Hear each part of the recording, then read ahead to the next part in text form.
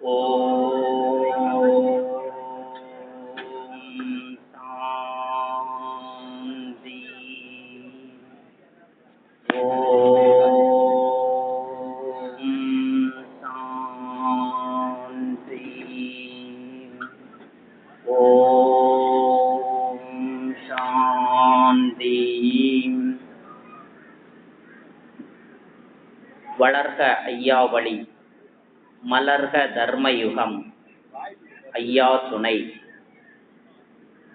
அவர்கள் நினைவில் ஐயா துணையுடன் நெல்லை மாவட்ட தலைமைப்பதி சிதம்பரபுரம் ஸ்ரீமன் நாராயண சுவாமி திருக்கோவில் நரசிம்ம முருங்கை பூபதி 96வது ஆணி பெருந்தேரோட்ட திருநாள் முன்னிட்டு நமது கோவிலில் நமது ஐயா நரசிம்ம நாராயணரின் உத்தரவில் இந்த விழா சீரும் சிறப்புமாக நடந்து கொண்டிருக்கின்றது. அத்துணை பக்தர்களும் பேரருள் பெற்று பெருமகிழ்ச்சியுடன் இருப்பதை பார்க்கின்றோம். ஹரஹரா என்ற சத்தம் கல்லும் உருக்கிடுமே, சிவனே ஐயா. அன்பார்ந்த பெரியோர்களே, தாய்மார்களே, இந்த பூமியில்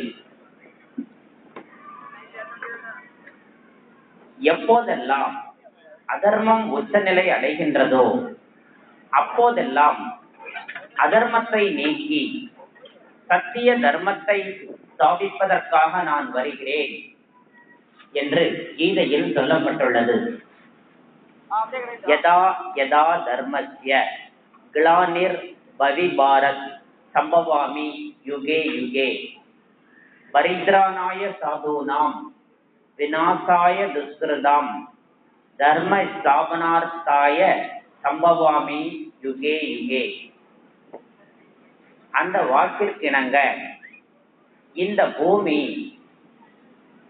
தர்ம யுகம் என்று சொல்லப்படும் சத்திய யுகமாக மாறும் தருணம் வந்துவிட்டது.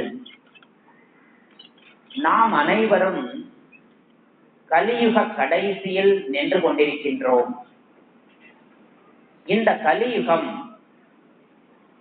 சில ஆண்டுகளில் முடிவடைந்து சத்தியுகம் என்று சொல்லக்கூடிய பொன் யுகம் இந்த பூமியில் மலரவிருக்கின்றது.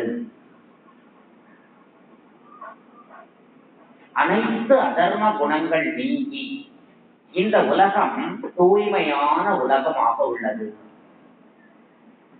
கம்சபுரியில் கிருஷ்ணர் பிறப்பார் என்று எழுதப்பட்டுள்ளது.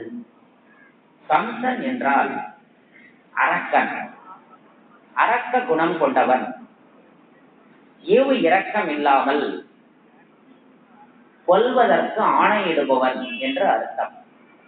ஆக இந்த கம்சபுரி தீக்கிரையாக உள்ளது.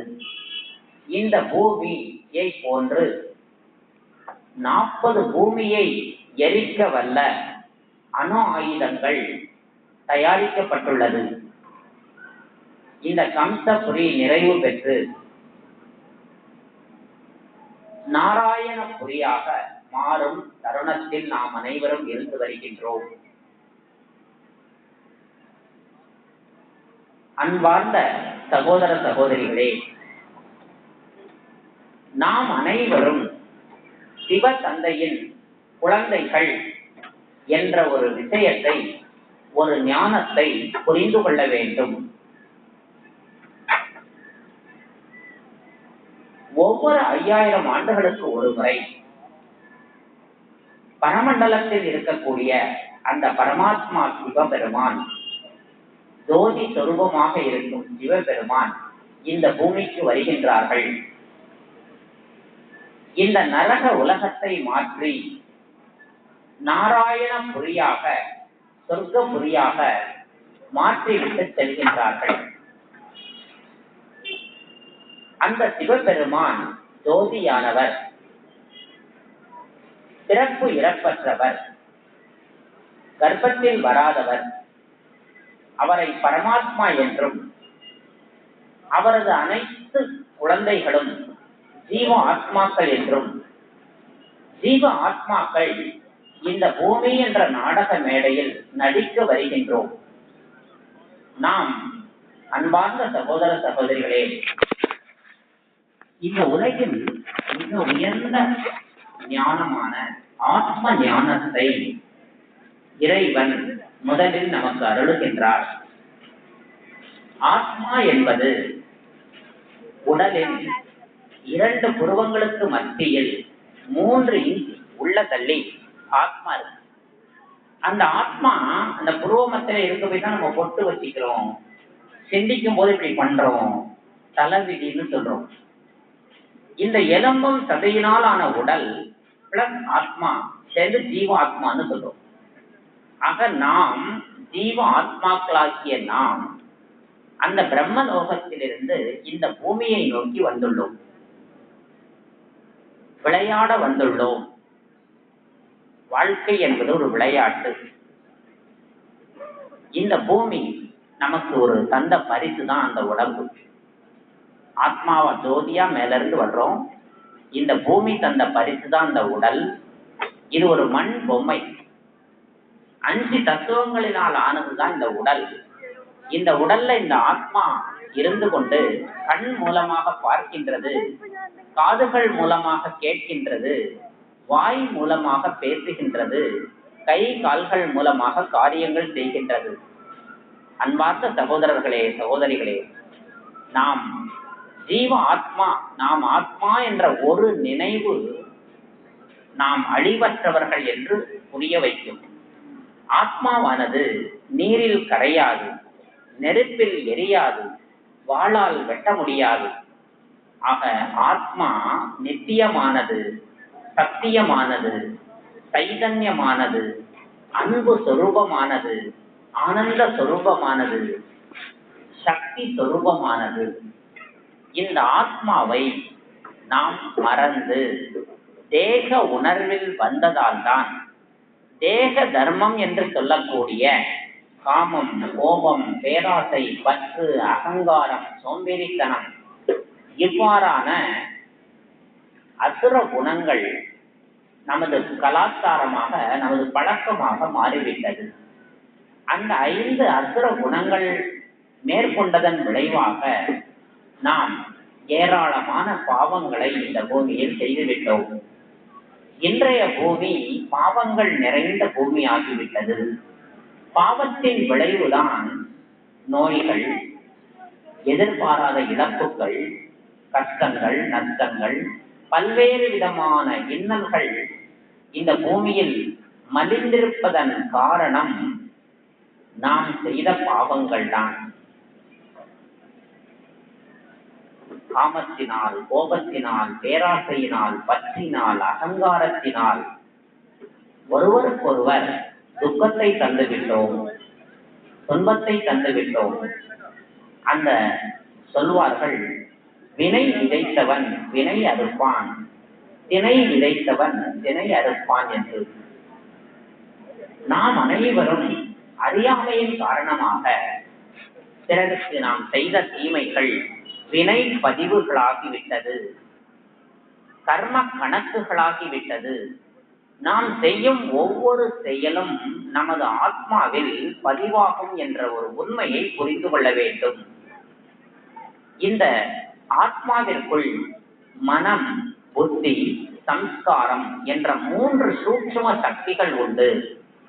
மனம் என்பது எண்ணங்கள் கடல் அலைகள் போல இடைவிடாது உற்பத்தி ஆகிக்கொண்டே இருக்கும். இரவு பகல் பாராமல் மனதில் எண்ணங்கள் உற்பத்தி செய்வதுதான் மனதின் இயல்பாகும். புத்தியின் இயல்பு என்னவென்றால், இந்த எண்ணம் நல்லதா கெட்டதா, காரியம் செய்யலாமா வேண்டாமா என்று சொல்லித் தருவதுதான் புத்தியின் வேலையாகும். சம்ஸ்காரம் என்பது நாம் செய்கின்ற அனைத்துமே நமது ஆத்மாவில் பதிவாகும். பார்த்தது, கேட்டது, பாவம், புண்ணியம், நல்வினை, தீவினை எல்லாமே நம்ம ஆத்மாவில பதிவாயிரும். இதத்தான் பெரியவங்க சொன்னாங்க. யம தர்மன்ட்ட சித்திரகுப்தன் ஒருத்தர் இருப்பாரு. நம்ம எல்லாருடைய பாவ புண்ணிய கணக்கு அவர் எழுதி வைப்பாரு. இறந்த பிறகு புண்ணியம் நிறைய செஞ்சிருந்தா சொர்க்கமும், பாவம் நிறைய செஞ்சிருந்தா நரகம்னு பிரிச்சு விடுவாங்கன்னு நமக்கு சொல்லி தந்திருக்காங்க. ஆக நாம செய்கின்ற பாவ புண்ணியங்கள் நமக்குள் எப்படி பதிவாகுதுன்னா, சித்திரம் என்றால் உடல், குப்தம் என்றால் ரகசியம். இந்த உடலுக்குள்ளேயே ரகசியமான இந்த இடத்துல நம்ம செய்யறதெல்லாம் ரெக்கார்ட் ஆகும். என்ன பார்த்தீங்கன்னா என் முகம் உங்க மனசுல ரெக்கார்ட் ஆயிடும். எங்கேயாவது பார்த்தா இந்த பிரதரை பார்த்தேன்னு தோணும். 1ஆம் கிளாஸ் எங்க படிச்சீங்கன்னா அந்த ஸ்கூல் ஞாபகம் உங்களுக்குள்ள இருக்கும். ஆக அந்த ஆட்டோமேட்டிக்கா நம்ம ஆத்மாவுல எல்லாமே பதிவாகும். ஆக நம்ம என்ன கவனம் செலுத்தணும்னா, நெஞ்சை ஒழித்ததோர் வஞ்சகம் இல்லைன்னு சொல்லுவாங்க. அதாவது நம்ம யாருக்குமே தெரியாம செய்யற அந்த செயலும் உள்ள பதிவாயிடும். அதனால நான் நம்ம நெஞ்சைய மனசாட்சியை மறைக்க முடியாது. மனம் சாட்சி ஆக்கிக்கிட்டே இருக்கும். அதான் மன சாட்சின்னாங்க. ஆக நாம் செய்கின்ற செயல்கள் பதிவாயிட்டே இருக்கும். அதற்குரிய பதில் நம்ம ஒவ்வொருத்தரும் திருப்பி செஞ்சாகணும். ஆக நாம் எதில் கவனம் செலுத்த வேண்டும் என்றால், நற்செயல்கள் செய்ய வேண்டும். செய்த பாவங்களுக்கு பிராயசித்தம் செய்ய வேண்டும். அதற்காக அந்த ஜோதி சொரூபமான இறைவன் இந்த பூமிக்கு வந்து நம் அனைவருக்கும் ஆத்ம தீபத்தை ஏற்றுகின்றார். இனிமையான குழந்தைகளேன்னு அவர் சொல்றார். இனிமையான குழந்தைகளே, 800 கோடி பேரும் இறைவனுடைய குழந்தைகள் தான். அவங்க கிட்ட சொல்றார், நீங்கள் ஆத்மாக்கள், எனது குழந்தைகள். நீங்கள் பரந்தாம நிவாசிகளாக இருந்தீங்க, இப்போ பூலோக வாசியா ஆயிட்டீங்க என்று சொல்லிட்டு இந்த பூமியினுடைய 3 காலத்தை இறைவன் நம்ம முன்னால காட்டுறாங்க. இறைவனுக்கு திரிகால தரிசி என்று ஒரு பெயர் உண்டு. கடந்த காலம், நிகழ்காலம், எதிர்காலத்தை முற்றும் உணர்ந்தவர் யார்னா அந்த இறைவன். அந்த இறைவன் நமக்கு என்ன தெரியும்னா, நம்ம படிச்ச வரலாறு புவியியல் புத்தகத்துல ஒரு 2000 வருஷத்துக்கு உள்ள எவிடன்ஸ் தான் இருக்கு. அதுவும் கொஞ்சம் பாதி அவ்வளவுதான் நமக்கு இந்த பூமியினுடைய வரலாறு பூகோளம் தெரியும். ஆனா கடவுளுக்கு முக்காலமும் தெரியும். அந்த முக்காலம் உணர்ந்த அந்த இறைவன் தனது ஒவ்வொரு குழந்தைகளுக்கும் ஞானி ஆகணும் என்று சொல்றார். நம்ம எல்லாரையும் அப்பா, ஒரு டாக்டருங்கிற அப்பா தான் பிள்ளையும் டாக்டர் ஆகணும்னு நினைப்பாரு. அதே போல இறைவன் ஞான மூர்த்தீஸ்வரர் சிவனுக்கு பெயர். அந்த ஞான மூர்த்தீஸ்வரர் தன்னுடைய பிள்ளைகளும் ஞானி ஆகணும், யோகி ஆகணும்னு விரும்புறார். ஆக அவர் தரும் முதல் ஞானம், இனிமையான குழந்தைகளே, நீங்கள் ஒரு ஆத்மாக்கள், அழிவற்றவர்கள்.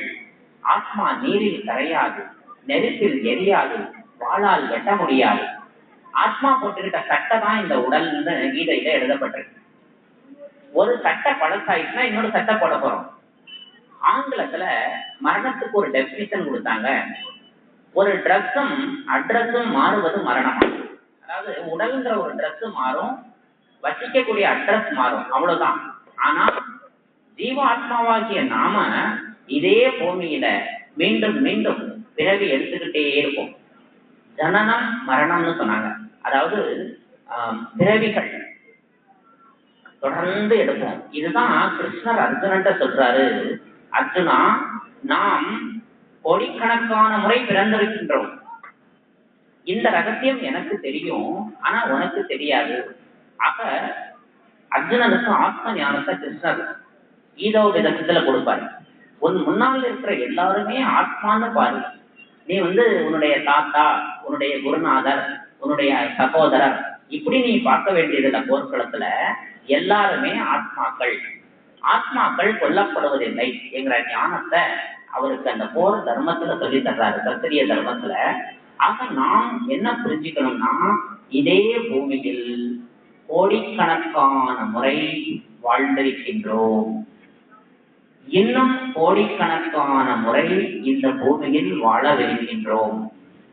வாழ்ந்தவர் கோடி, மறைந்தவர் கோடின்னு சொல்லுவாங்க. ஸோ அந்த அந்த வம்சாவளியில நாம் சாஸ்வதமானவர்கள். இந்த ஒரு எண்ணத்தை கொண்டு வாங்க. நான் ஆத்மா, சாஸ்வதமான ஆத்மா, சத்தியமான ஆத்மா, ஜோதியாக இருக்கும் ஆத்மா. இந்த எண்ணத்தை நாம் ஒவ்வொருவரும் நினைவில் வைத்துக் கொள்ள வேண்டும். இதத்தான் ஓம்ங்கிற வார்த்தையில குறிப்பிடுறாங்க. இந்து மதத்துல ஓம் சாந்தின்னு சொல்லுவாங்க.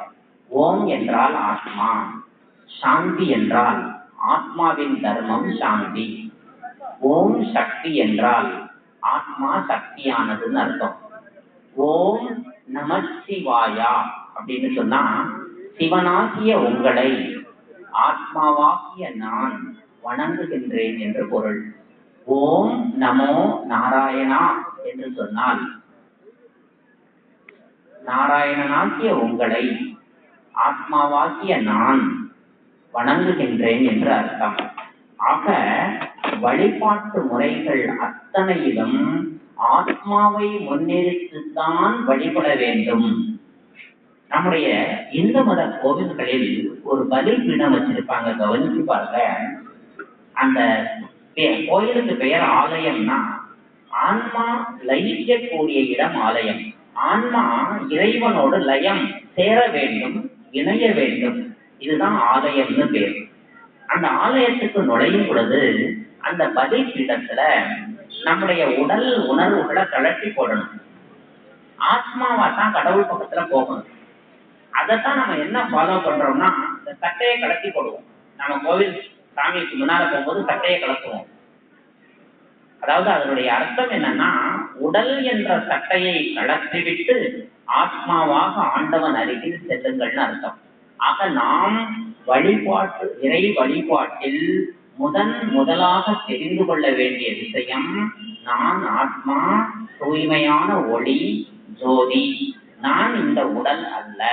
நான் ஆத்மாவாகிய நான் இறைவன் அருகில் செல்கின்றேன்.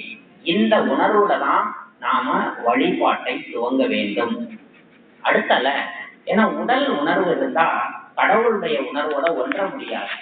ஆக நாம் ஒவ்வொருவருமே ஆத்மா என்று புரிந்து கொள்ள வேண்டும். நம் அனைவரின் தந்தையாக இறைவன் இருக்கின்றார். நம்ம எல்லாருக்குமே ரெண்டு அப்பாங்கிறத புரிஞ்சுக்கணும். அதாவது உடலுக்கு ஒரு அப்பா, உயிருக்கு ஒரு அப்பா. உடலுக்கு வெவ்வேறு அப்பா, ஒவ்வொருத்தருக்கும் ஒவ்வொரு அப்பா இருக்கு. ஆனா எல்லா ஆத்மாக்களுக்கும் சேர்த்து ஒரு அப்பா இருக்காங்க. இதத்தான் ஒரு பாட்டுல எழுதி வச்சாங்க. பிள்ளைக்கு தந்தை ஒருவன், நம் எல்லோருக்கும் தந்தை இறைவன் சொன்னாங்க. ஆக ஒரு பிள்ளைன்னா ஒரு அப்பா இருப்பாங்க. நம்ம எல்லோருக்கும் அப்பா இறைவன். அதாவது உடலோட அப்பா உடல் மாதிரி இருப்பாங்க, கண்ணு மூக்கு கை கால்லாம் இருக்கும். ஆத்மா ஒளி, அதோட அப்பா ஒளியாக பிரம்மலோகத்துல இருக்காங்க. அவருடைய நினைவாக கட்டப்பட்டதுதான் சிவன் கோவில்கள். நம்ம சாமி கும்பிடும் போது எப்படி கும்பிடுறோம்னா, கடவுளே, பகவானே, ஆண்டவா, ஈஸ்வரா இப்படிதான் கும்பிடுறோம். ஆனா அப்பான்னு சொல்லி கும்பிடுறதுதான் மிக சிறந்த வழிபாடு. அதுதான் இந்த கோயில் ஐயான்னு சொல்றீங்க, ரொம்ப அற்புதமான வார்த்தை. இறைவன் நமது அப்பாவானவர். அப்பான்னு சொல்லும் போது உறவு வரும், நெருக்கம் வரும், சம்பந்தம் வரும். அந்த அப்பாவுடைய ஆஸ்தி ஒவ்வொரு குழந்தைகளுக்கும் பிறப்புரிமையா கிடைக்கும். அதாவது பெர்த் ரைட்னு சொல்லுவோம். ஆக இறைவன் எப்படிப்பட்டவர் என்றால், ஞானாமிர்த கடல், ஆனந்த கடல், சாந்தி கடல், அன்பு கடல், வழிகாட்டி விடுதலை அளிப்பவர், பிரம்மா விஷ்ணு சங்கரை படைப்பவர், நரனில் இருந்து நாராயணன் ஆக்குபவர், பாரஸ்நாதர், அமரநாதர், முக்தி ஜீவன் முக்தி வழங்குபவர், பிறப்பு இறப்பற்றவர், பிரம்மலோகத்தில் வசிப்பவர், பதீத்த பாவனர். இவ்வாறு அழிவற்ற அந்த இறைவனுடைய திவ்ய குணங்கள் ஏராளமான அந்த திவ்ய சக்திகள் கொண்டவர் தான் இறைவன். அவர் நமது அப்பா, ஆத்மாவுடைய அப்பா, அந்த பரஞ்சோதியாக இருக்கின்றார், அருட்பெரும் ஜோதியாக இருக்கின்றார். நாம் அவரை அப்பா என்று அழைப்பதுதான், அதாவது ஐயா என்று அழைப்பதுதான் சால சிறந்த வார்த்தையாகும். அன்பார்ந்த இறைவனின் குழந்தைகளாக திகழும் நீங்கள் அனைவரும் இந்த பூமியில் தேவர்களாக மாறக்கூடிய தருணம் வந்துவிட்டது என்பதை கடவுள் சொல்கின்றார். ஒரு பாட்டு உண்டுங்க, 33 தேவர்களே போற்றின்னு சொல்லுவாங்க. ஒன்றே குலம் ஒருவனே இறைவன் சொல்லுவாங்க. இறைவன் என்பவர் ஒருவர் தான், அந்த ஜோதி சொரூபமானவர். தேவர்கள் 33 கோடி பேர்கள். அதனாலதான் எந்த நம்ம வீடுகளில் கிரக பிரவேசம், புண்ணியாவதனம், திருமணம், எல்லா காரியங்களையும் அந்த மந்திரம் ஓதும் போது பாத்தீங்கன்னா 33 கோடி தேவர்களையும் ஆவாகனம் பண்ணி அங்க வரவழைச்சு அவங்க முன்னாலதான் இந்த விழாக்கள் நடத்துறது வழக்கம். ஆக தேவர்களின் எண்ணிக்கை 33 கோடி பேர்கள். அந்த 33 கோடி பேர்களும் ஏதோ ஒரு மேல் உலகத்தை சேர்ந்தவர்கள் அல்ல என்கிறத கடவுள் சொல்றார். இதே பூமியில் சத்தியுகம், திரேதாயுகம் என்ற 2 யுகங்கள் தேவர்களின் காலம். துவாபர யுகம், கலியுகம் என்பது மனிதர்களின் காலம். ஆக மொத்தம் 4 யுகங்கள் பற்றிய வரலாற்றை சிவபெருமான் சொல்லி தர்றாங்க. இந்த பூமியின் கால அளவு 5000 வருஷத்தை சொல்லி தர்றாங்க. அதாவது ஒரு கல்பம் என்று சொன்னால் 5000 வருடங்கள், ஒரு வாரம் என்றால் 7 நாட்கள், ஒரு மாதம் என்றால் 30 நாட்கள், 12 மாதங்கள் ஒரு வருடம் என்று சொல்கின்றோம். 5000 வருடங்கள் ஒரு கல்பம் என்று சொல்கின்றோம். ஒரு கல்பத்தில் 4 யுகங்கள். ஒரு யுகமானது 1250 ஆண்டுகள் கொண்டது. 4 1250 ஆண்டுகள் கூட்டுனா 5000 வருஷம் வரும். இந்த ஒரு 5000 வருட வரலாற்றை பரமாத்மா நமக்கு புரிய வைக்கிறார்கள். தன்னுடைய ஒவ்வொரு குழந்தைகளாக நாம் இந்த ஒரு கல்பத்தின் ரகசியத்தை புரிந்து கொள்ள வேண்டும். கல்ப விருட்சம் என்று ஒரு மரம் உண்டு. சிதம்பரம் கோவிலில் சிதம்பர ரகசியம் என்று சொல்லப்படுகின்ற அந்த ரகசியம் இதுதான். அங்க ஒரு தலைகீழான மரத்தை காமிச்சிருப்பாங்க. இந்த பூமியே ஒரு தலைகீழான மரமாக உங்க மனக்கண் முன்னால பாருங்க. இந்த மரத்தின் விதை மேல இருக்கு, மரம் கீழே இருக்கு, தலைகளா இருக்கிறதா பார்த்துக்கோங்க. அந்த விதை தான் சிவபெருமாத்மா. அதனுடைய முதல் தண்டு தான் சத்தியுகம், அதாவது லட்சுமி நாராயணர் வாழ்ந்த காலம், அப்புறம் ராமன் சீதை, அப்புறம் துவாபர யுகம், கலியுகம். இதுதான் அந்த மரத்தினுடைய விருட்சத்தினுடைய வரலாறு. இந்த விருட்சம் தான் சிதம்பர ரகசியம் என்று சொல்லப்படுகின்றது. அந்த சிதம்பர ரகசியத்தை பரமாத்மா சிவன் தன்னுடைய குழந்தைகளுக்கு புரிய வைக்கிறாரு. ஆக நாம் என்ன புரிந்து கொள்ள வேண்டும் என்றால், இந்த உலகின் ஒரு கல்பம் 5000 வருடங்கள். இந்த 5000 வருடங்கள்ல ஒரு மனித ஆத்மா 84 பிறவிகள் எடுக்கும். இறைவன் இன்னொரு ரகசியம் சொல்றாங்க, மனித ஆத்மா மீண்டும் மீண்டும் இந்த பூமியில மனுஷனாத்தான் பிறக்குமா, மிருகம் பறவை ஆகாதான். எப்படி ஒரு மாங்கட்டைய வச்சா மாமரம், வாழைய வச்சா வாழை மரம், மனிதன் மனிதன், ஆண் பெண் மாறும். இப்ப நான் ஆண்னா நெக்ஸ்ட் பர்த்ல பெண். இந்த மாற்றம் உண்டே தவிர மிருகங்கள் ஆக மாட்டோம். ஆக ஒரு கல்பத்தில் ஒரு ஆத்மா 84 பிறவிகள் எடுக்கும்.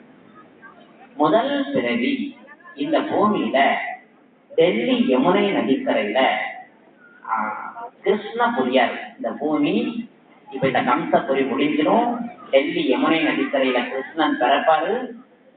இந்த கிருஷ்ணன் ஒரு புதிய உலகம் ஸ்தாபனையாகும், பழைய உலகம் அழிஞ்சிரும். ஆனா இந்த பொருள இயற்கை திட்டங்கள் இந்த பழைய உலகம் எல்லாம் கிளீன் ஆயிடும். இதே பூமி தான். ஆனா பூமியின் மேற்பரப்புல இருக்கிற 800 கோடி ஆத்மாக்களும் ஒரு நாள் மேல போவாங்க. சொல்லுவாங்க மொத்தம் 3 உலகம் கடவுள் சொல்றார். பிரம்மலோகம், சூட்சும லோகம், மனித உலகம். இந்த மனித உலகத்துல இருக்கிற 800 கோடி பேரும் ஒரு நாள் பிரம்மலோகம் போவாங்களாம். இதைத்தான் பெரியவங்க எழுதி வச்சாங்க. பூண்டோடு கைலாசம்னு சொன்னாங்க. கைலாசம்னா சிவன் இருக்கிற இடம். மொத்தமா ஒரு நாள் போவோம், யாரும் பயப்பட தேவையில்லை. அது நம்முடைய சொந்த வீடு, ஆத்ம உலகம். இப்ப இந்த பூமியில இருக்கிற வீடு ஒரு பிறவிக்கான வீடு. ஏன் வீடு, எங்க தெரு, எங்க ஊருன்னு நம்ம சொல்லிக்கலாம். ஆனா அந்த வீட்டுல ஒரு 200 வருஷம் வாழ்ந்து காட்ட முடியுமானா யாராலையும் முடியாது. நம்ம கட்டின வீடுதான். ஆனா ஆத்மா போன பிறகு ஒரு நாளுக்குள்ள அந்த உடலை டிஸ்போஸ் பண்ணிடுறாங்க. அப்போ நம்ம என்ன புரிஞ்சுக்கணும்னா, ஆத்மாவுடைய வீடு பரந்தாமம். ஆக அந்த சொந்த வீட்டுக்கு 5000 வருடங்களுக்கு ஒரு முறை நம்ம மேல போவோம்.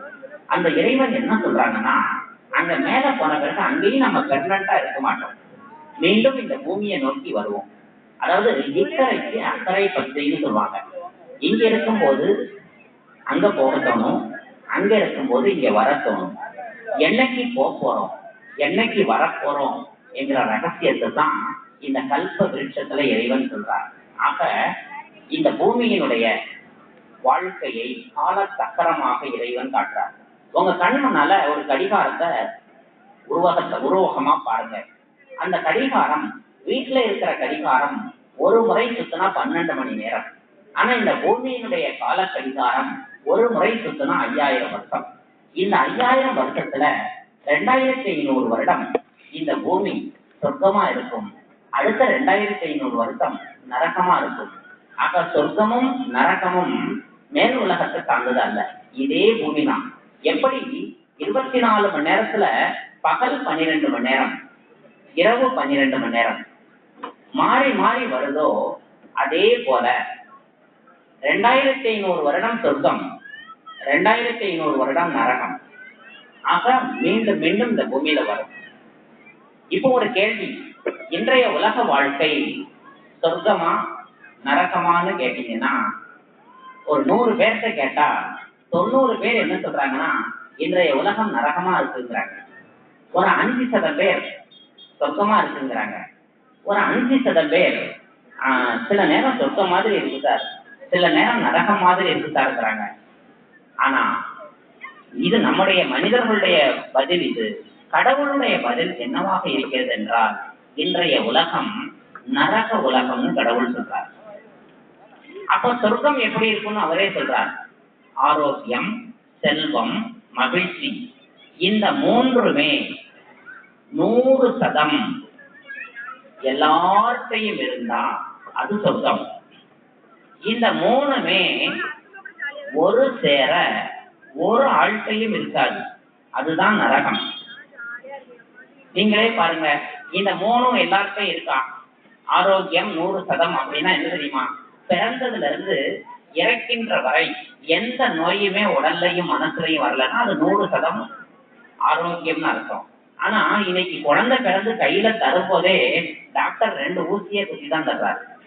ஒரு பிசிஜி, ஒரு டெட்டனஸ் போட்டு கையில குழந்தைய ஒப்படைக்கிறாங்க.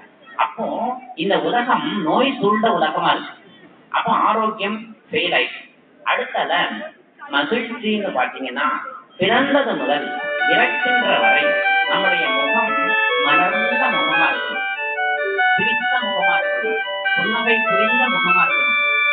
ஏன்னா ஆத்மா ஆனந்த சொர்க்கமானது.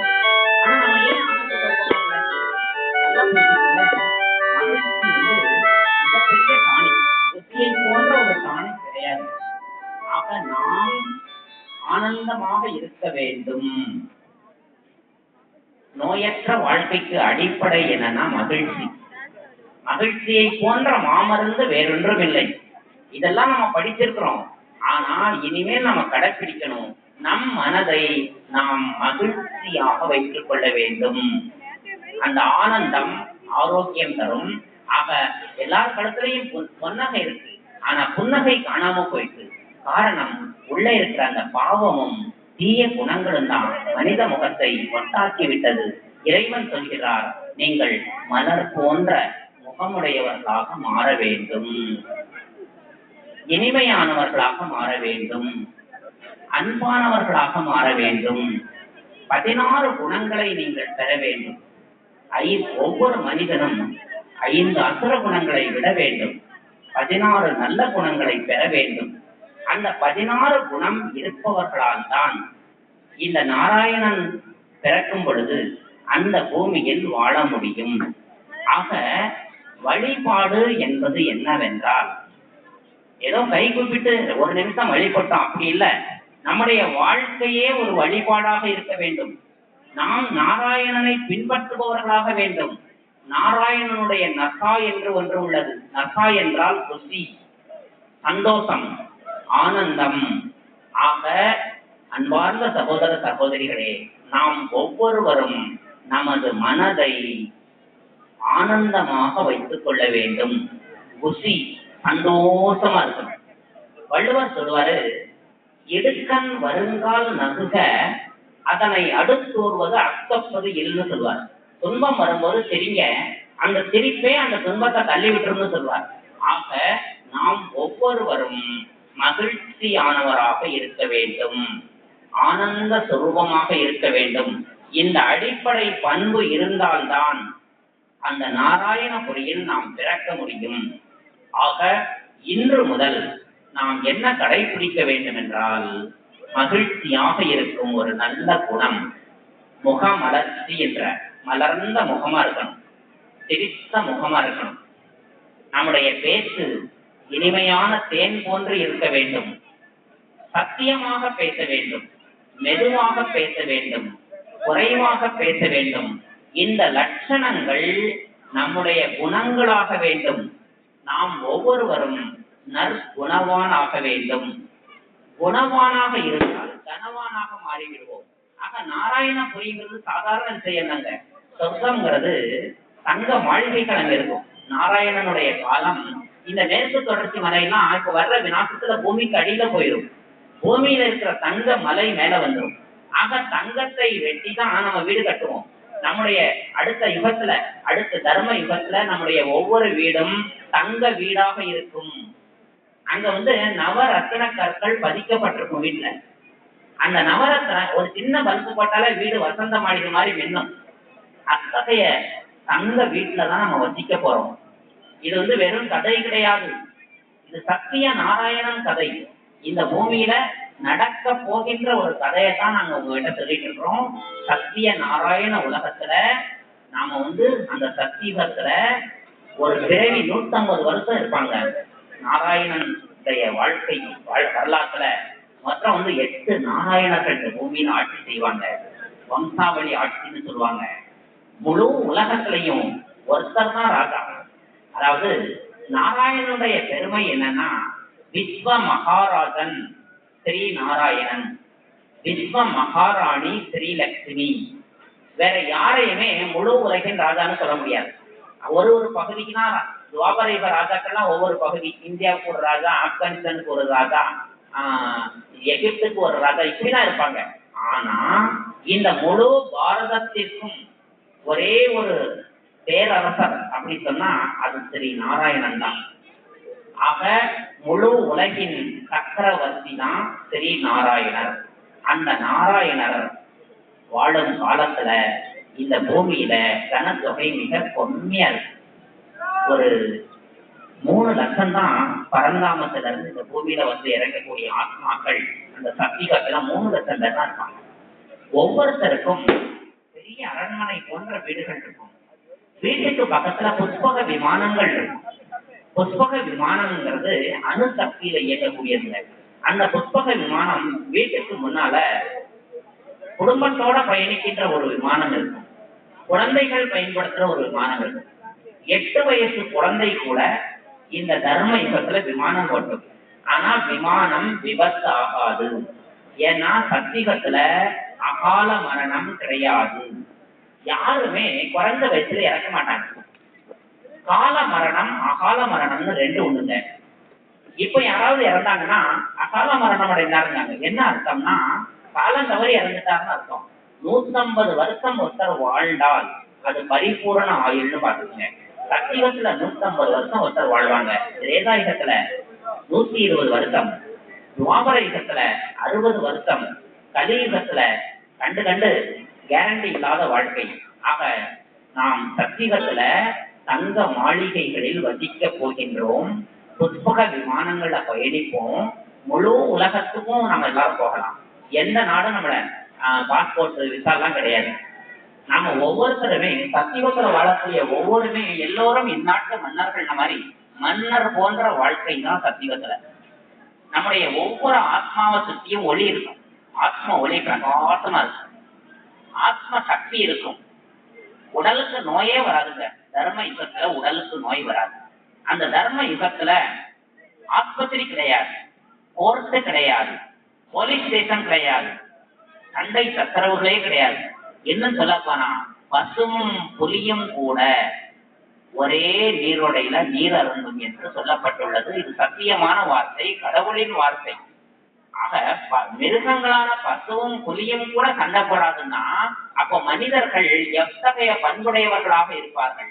ஆக பண்புகள் நிறைந்த உலகம்தான் அந்த தர்ம யுகம்.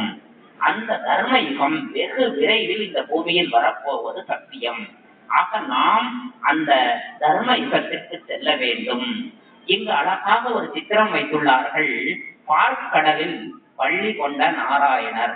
அதை நீங்க கவனிச்சு பாருங்க. இது நாம் ஒவ்வொருவருமே கடைபிடிக்க வேண்டிய ஒரு செய்தி. அந்த அந்த நாராயணத்தை, அதாவது 5 தல பாம்பே படுக்கையாகவும் உடையாகவும் இருக்கின்றது. அந்த கடல்ல நாராயணர் தூங்குற மாதிரி ஒரு காட்சி. இது எதனுடைய அடையாளம் என்றால், இந்த கலியுகம் என்ற விசக்கடலில் தீமை செய்யக்கூடிய 5 விகாரங்கள் தான் 5 தல பாம்பு. 5 தலை எதை குறிக்குதுன்னா, ஒரு தலை காமம், கோபம், பேராசை, பற்று, அகங்காரம். இந்த 5 தலை பாம்பை 5 விகாரத்தை ஜெயிச்சு அந்த பாம்பையே குடையாகவும் படுக்கையாகவும் பரிவர்த்தனை செய்து அதில் துயில் கொள்கின்ற காட்சி தான் அந்த காட்சி பார்க்கிறோம். நம்ம வெறும் காட்சி அளவுல பார்த்துட்டு போகக்கூடாது. நாம் கருத்தாக வாழ கற்றுக்கொள்ள வேண்டும். நாம் ஒவ்வொருவரும் நமக்குள் இருக்கும் 5 தீய குணங்களை வெல்ல வேண்டும். அதை நமது நண்பர்களாக மாற்ற வேண்டும். ஆல்பர்ட் ஐன்ஸ்டீன் என்ற விஞ்ஞானி என்ன சொன்னார்னா, இந்த ஒரு பொருளை அழிக்க உங்களால முடியாது, ஆற்றலை அழிக்கவோ மறைக்கவோ முடியாது, ஒன்றை இன்னொன்றதாக மாற்ற முடியும். இதுதான் சயின்ஸ். ஆக நமக்குள் எழக்கூடிய 5 கெட்ட குணங்களை நமக்கு சாதகமான 16 குணங்களாக பரிவர்த்தனை பண்ணணும். இறை வழிபாடு என்பது, இந்த இறைவனை நீங்கள் நினைவு செய்யும் பொழுது ஒரு சயின்ஸ் அங்க வேலை செய்யுங்க. நம்ம கும்பிடுற சாமி கும்பிடும் போது என்ன நடக்கும், கடவுளை நினைக்கும் பொழுது நமது ஆத்மாவில என்ன நடக்கும்னா, அந்த இறைவன்கிற ஜோதிய நீங்க மனக்கண்ணுல நினைக்கும் பொழுது அந்த ஜோதியிடமிருந்து ஒரு கரண்ட் சக்தி உங்க ஆத்மாவுக்கு வரும். உங்க ஆத்மாவில் அந்த ஒளி 3ஆக பிரியும். அதாவது தூய்மை, சுகம், சாந்தி என்ற அதிர்வலைகளாக இந்த பூமியில பரிவர்த்தனை ஆகும். எப்படி இந்த வேப்ப மரம் கார்பன் டை ஆக்சைடை உறிஞ்சி ஆக்சிஜனா கொடுக்குது, நம்ம உயிர் வாழ்வதற்கு உயிர் காற்று தருது. அதே போல நாம எல்லாரும் என்ன செய்யணும்னா, ஜீவாத்மாக்களாகிய நாம் கடவுள் வழிபாட்டின் போது மனதால் அந்த ஜோதியை நினைவு செய்யும் பொழுது அந்த இறைவனிடமிருந்து நமது ஆத்மாவிற்கு ஒரு கரண்ட் வருகின்றது. அந்த கரண்ட் நம்மிடம் 3ஆக பிரிகின்றது. தூய்மை, சுகம், சாந்தி என்ற ஆற்றலாக வெளிப்படும். எப்படி அணுவை உடைச்சா நியூட்ரான், புரோட்டான், எலக்ட்ரான் என்று சக்திகள் வெளிப்படுகின்றதோ, அதுபோல நமது ஆத்மாவிலிருந்து தூய்மை, சுகம், சாந்தி வெளிப்படும். ஆக நாம் இறைவனை நினைக்கின்ற ஒவ்வொரு வினாடியும் இந்த பூமிக்கு நாம் நல்ல அதிர்வுகளை கொடுக்கின்றோம். இந்த நல்ல அதிர்வுகள் இந்த உலகை மாற்றும். இந்த அசுத்த உலகம் மாறணும்னா, அசுத்த தண்ணிய நீக்கணும்னா நல்ல தண்ணியால தான் நீக்கணும். ஆக இந்த அசுத்த உலகத்தை நல்ல எண்ண அதிர்வுகளால் தூய்மையாக்க வேண்டும். இந்த பூமியில துக்கத்தை நீக்கணும், சுகம், சாந்திய நிரப்பணும். யார் செய்வாங்க? கடவுளுடைய பிள்ளைகளாகிய நாம தான் செய்யணும். தேவ ஆத்மாக்களாகிய நாம தான் செய்யணும். இந்த 800 கோடி ஆத்மாக்களுக்கும் அஸ்திவாரமானவர்கள் யார் என்றால், அந்த ஜோதியான இறைவனுடைய குழந்தையாகிய இந்த தேவ குலத்தை சேர்ந்தவர்கள் தான். இன்னைக்கு நம்ம இந்த கோயில் கட்டி வழிபாடு செய்யறோம். நம்ம இங்க வழிபாடு செய்யக்கூடிய பக்தர்கள்லாம் நீங்க சாதாரணமா நினைச்சிருக்கீங்க. ஏதோ எனக்கு 2 கை 2 கால் இருக்கு, நான் சாமானிய மனிதன் நினைச்சுக்கிறீங்க. கிடையாது. நீங்கள் அந்த பக்தர்கள் ஒவ்வொருவருமே தேவ குலத்தை சேர்ந்தவர்கள், நாராயணனுடைய வம்சா வழிகள். நீங்கள் இதை நீங்கள் புரிந்து கொள்ள வேண்டும். உங்கள் பலம் நீங்கள் அறியாமல் உள்ளீர்கள். இதுதான் ராமாயண கதையில வரும். ராமன் என்ன செய்யறாரு? ஹனுமன்ட்ட ஒரு மோதிரத்தை கொடுத்தார். சீதைட்ட கொண்டு போய் கொடு, நான் ராமனாகிய நான் உன்னை காப்பாற்றுவேன், நீ தைரியமா இருக்கு சொல்லி ஒரு கணையாடிய ஹனுமான் கையில ஒப்படைக்கிறார். ஹனுமான் என்ன செய்வார்? அதை வாங்கிட்டு ரொம்ப பயந்து போய் வீட்டுல உட்கார்ந்துருப்பார். அப்படியே குத்த வச்சு உட்கார்ந்துருப்பார். நான் போய் ராவணன் வீட்டுக்கு போகவா? நான் எப்படி போவேன்? அந்த காலத்துல கடல் கடந்து போகிறது சாதாரண இல்லை, அதுவும் அசுர உலகம். அது எப்படி போகிறதுன்னு சொல்லிட்டு அப்படியே பயந்து போய் உட்கார்ந்து இருப்பார் ஆஞ்சநேயர். அப்போ அவருடைய பாட்டனார் அவர் என்ன சொல்லுவார்னா, ஹனுமான்ட்ட புத்திமதி சொல்லுவார். ஹனுமான், நீ சாதாரண ஆள் கிடையாது.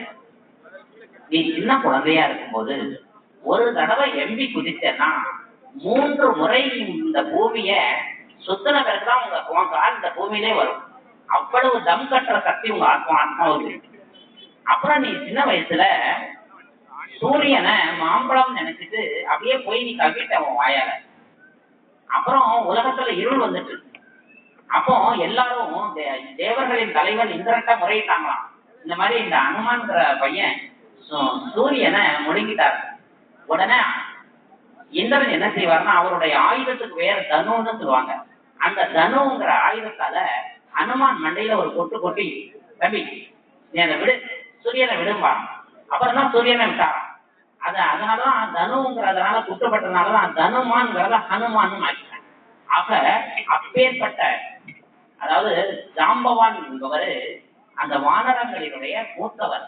அந்த ஜாம்பவான் தான் ஹனுமான்ட்ட சொல்றார், நீ இப்பேற்பட்ட சக்தி படைத்த அஞ்சலை மைந்தன், நீ உன்கிட்ட ராமன் கொடுத்திருக்காருன்னா உன்னால முடியுங்கிறதுனாலதான் ராமன் உன்கிட்ட இந்த கணையாளி கொடுத்திருக்காரு. ஆக உன்னால் இது முடியும், நீ இலங்கைக்கு போன தைரியம் கொடுப்பாரு. அதே போல நாம் அனைவருமே ஹனுமான் போன்றவர்கள், நாம் அனைவருமே ராம பக்தர்கள், நாராயணனுடைய பக்தர்கள். நாம் என்ன செய்யணும்னா, நம்முடைய பலத்தை இறைவன் புரிய வைக்கின்றார். குழந்தைகளே, அந்த வானர சேனையினால ராவணனை நீக்கி ஒரு நல்லாட்சி தந்த மாதிரி ராமனுடைய ஆட்சி, ராமராஜ்யம் வரணும். இந்த பூமியில உள்ள ராவண ராஜ்யம் போகணும், ராமராஜ்யம் வரணும். அதுக்கு பாடுபடக்கூடியவர்கள் நாம் பக்தர்களாகிய நாம தான். நம்ம மூலமா தான் இந்த பூமியை கடவுள் சொர்க்கமாக்குறார், தர்ம யுகமாக்குறார். ஏன்னா சிவபெருமான் அவர் செய்ய மாட்டாராம். ஏன்னா அவர் இந்த பூமியில ஏதாவது செஞ்சாருன்னா அந்த பலன், இந்த பூமியினுடைய கர்ம சித்தாந்தப்படி பலன் அவருக்கு போயிடும். சிவனுக்கு ஒரு பேர் உண்டு, நிஷ்காம கர்மி, அதாவது பலன் கருதாமல் செய்பவர். ஆனால் அந்த இறைவன் என்ன செய்யறாருன்னா, இந்த பூமியின் மிக சிறந்த தேவ ஆத்மாக்களை வச்சு இந்த பூமியை சுத்தமாக்குறார். இதை சொர்க்கமாக்கி அவங்க கையில ஒப்படைச்சிட்டார். ஆக சிவபெருமானால் கீதா ஞானம், இந்த சத்திய ஞானம் யாருக்கு முதல்ல வழங்குறார்னா, இந்த நாராயணன் என்று சொல்லக்கூடிய அந்த தேவ ஆத்மாதான். இந்த முழு உலகின் முதல் இளவரசன் நாராயணன் தான். அந்த நாராயணன் மூலமாக அவரது தொண்டர்களாகிய அவருடைய சேனைகள் தான் இந்த 33 கோடி பேர்களும். இவங்க மூலமா தான் இந்த கெட்ட உலகம் மாற வேண்டும், நல்ல உலகம் ஆக வேண்டும். எண்ணங்கள் மிகப்பெரிய சக்தி வாய்ந்தவை. தேவ குலத்தை சேர்ந்த நம்ம எல்லாரும் வாழ் தூக்க போறதில்ல, ஈட்டி தூக்க போறதில்ல, துப்பாக்கி தூக்க போறதில்ல. எண்ணங்களால் இந்த பூமியை நல்லதாக மாற்ற முடியும். அவ்வளவு சக்தி படைத்தவர்கள் தான் நாம் ஒவ்வொருவரும். ஆத்ம சக்தியால் இந்த கெட்ட உலகத்தை சுத்தமான உலகமாக்கணும், சுகம் நிறைந்த உலகமாக, சுகமயமான உலகமாக்கணும், சாந்திமயமான உலகமாக்கணும். இதுதான் இறைவன் நமக்கு கொடுக்கக்கூடிய ஒரு ஹோம்வொர்க். அன்பார்ந்த சகோதர சகோதரிகளே, நீங்கள் அனைவரும் தொலைநோக்கு பார்வையுடையவர்களாக ஆக வேண்டும். உங்கள் அனைவருக்கும் மூன்றாவது கண்ணை தருவதற்காக கடவுள் வந்திருக்கின்றார். மூன்றாவது கண், இந்த மன கண் ஒன்று உண்டு. இந்த சிவராத்திரி அன்னைக்கு கண் முழிக்கணும்னு சொல்லுவாங்க. இந்த கண் கிடையாது, ஞான கண், நெற்றி கண். இந்த கண் திறந்தால் ஜோதியான கடவுளை உங்களால் பார்க்க முடியும். மூன்று உலகத்தை பார்க்க முடியும். மூன்று காலத்தை புரிந்து கொள்ள முடியும். அன்பார்ந்த சகோதர சகோதரிகளே, உங்கள் அனைவரினுடைய ஞான கண்ணை திறப்பதற்காக கடவுள் வந்திருக்கின்றார். அவருடைய தூதராக, அவருடைய தொண்டராகத்தான் நாங்கள் உங்கள் முன்னால் பேசிக் கொண்டிருக்கின்றோம். நாங்கள் இறைவன் என்ன விரும்புகிறார் என்றால், உங்களது கண்கள் திறக்க வேண்டும், திரிகால தரிசிகளாக நீங்கள் மாற வேண்டும், உங்களை நீங்கள் அறிந்து கொள்ள வேண்டும். இந்த உலகில் மிகப்பெரிய ஞானம் என்னவென்றால் தன்னை அறிதல், செல்ஃப் ரியலைசேஷன். இரண்டாவது பாடம் காட் ரியலைசேஷன், கடவுளை உணர வேண்டும். மூணாவது பாடம் வேர்ல்ட் ரியலைசேஷன், உலகத்தை புரிந்து கொள்ள வேண்டும். நாலாவது ஒரு பாடம் வந்து ராஜ யோகா ஒன்று உண்டு. இந்த பூமிக்கே ராஜா இறைவன். யோகானா தொடர்பு, சந்தித்தல், இறைவனை சந்தித்தல். அதாவது திருமூல நாயனார் இறைவனை தொடர்பு கொள்ள 23 விதமான யோக சாஸ்திரத்தை வரையறுத்து தந்தார். அதுல மிக சுலபமான இறைவனை அடைவதற்கான வழி ஆங்கிலத்துல டு லிங்க் வித் காட், கடவுளோடு லிங்க் வைத்துக் கொள்வதுதான் யோகா. யோகா என்றால் இறைவனை சந்தித்தல், யோகா என்றால் இறைவனை பார்த்தல், யோகா என்றால் இறைவனோடு வாழ்தல். நாம் ஒவ்வொருவரும் யோகி ஆக வேண்டும்.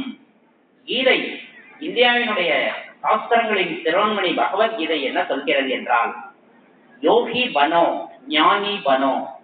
ஒவ்வொருவரும் ஞானி ஆக வேண்டும், யோகி ஆக வேண்டும். அர்ஜுனன் கிருஷ்ணத்தை கேட்கிறார், கிருஷ்ணா, கடவுளுக்கு பிரியமானவன் யார் என்று கேட்கும் பொழுது, எவன் ஒருவன் பிறப்பு இறப்பு, உயர்வு தாழ்வு, மானம் அவமானம், குளிர் வெப்பம் அனைத்தையும் எவன் ஒருவன் சமமாக கருதுகின்றானோ அத்தகைய ஞானி ஆத்மாதான் இந்த எனக்கு பிடித்தமானவர் என்று சொல்கிறார். ஆகவே அன்பார்ந்த சகோதர சகோதரிகளே, நீங்கள் அனைவரும்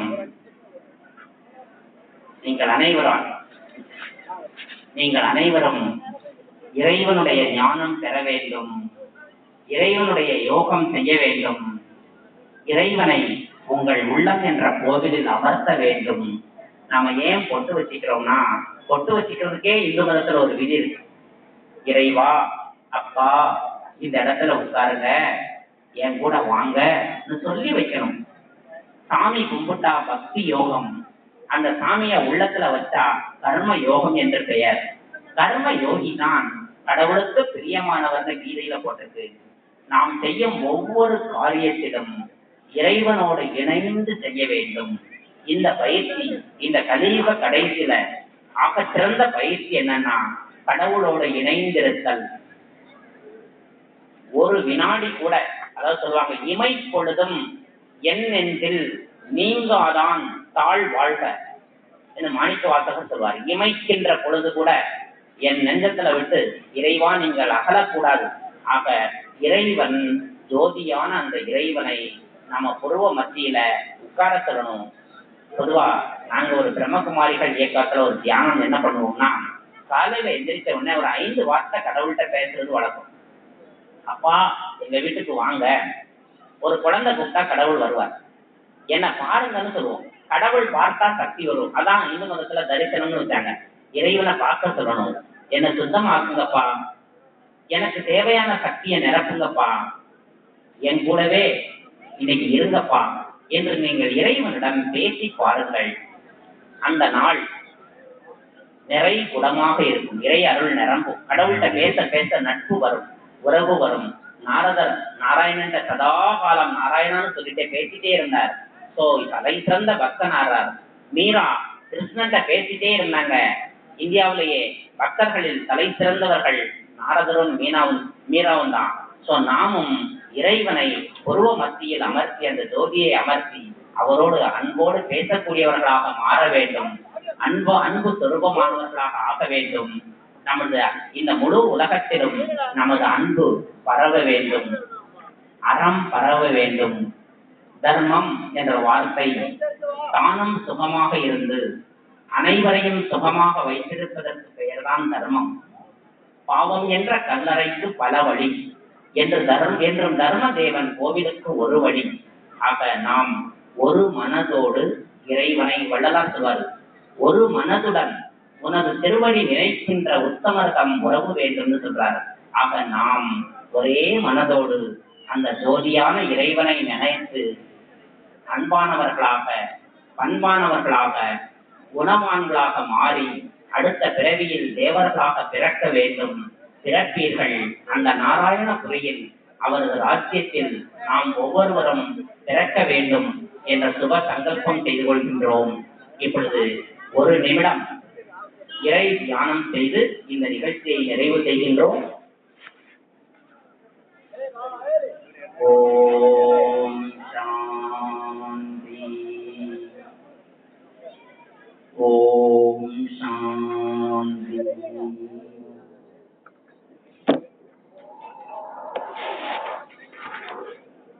நான் ஆத்மா.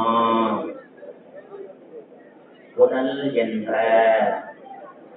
மண் பொம்மைக்குள் புருவ மத்தியில் ஜோதியாக இருக்கின்றேன். ஆத்மாவின் தந்தையான அந்த பரஞ்சோதியை, அந்த அப்பாவை, அந்த ஐயாவை என் முன்னால் அன்போடு வரவேற்கின்றேன். இனிமையான அப்பா, பல ஆயிரம் வருடங்கள் உங்களை பிரிந்து மறந்து பூமியில் வாழ்ந்து விட்டேன். பல 100 வருடங்களாக உங்களை அடைய வேண்டி கோவில் கட்டி வழிபாடுகள் செய்து வந்தேன். இந்த பிறவியில் பரந்தாமத்திலிருந்து நீங்களே வந்து எங்களுக்கு ஆத்ம தீபம் ஏற்றி அன்பை நிரப்பி எங்கள் ஆத்மாவையும் உடலையும் தூய்மையாக்கிவிட்டீர்கள்.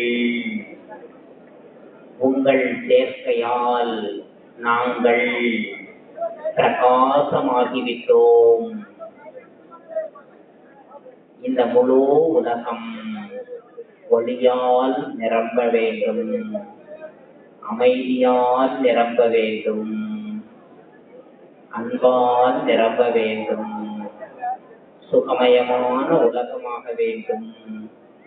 இனிமையான அப்பா, இது காலம் இந்த பிரபஞ்சம், இந்த சிருஷ்டியில் நாங்கள் செய்த பாவங்களுக்காக அனைவர்களிடமும் மனம் வருந்தி மன்னிப்பு கேட்கின்றோம்.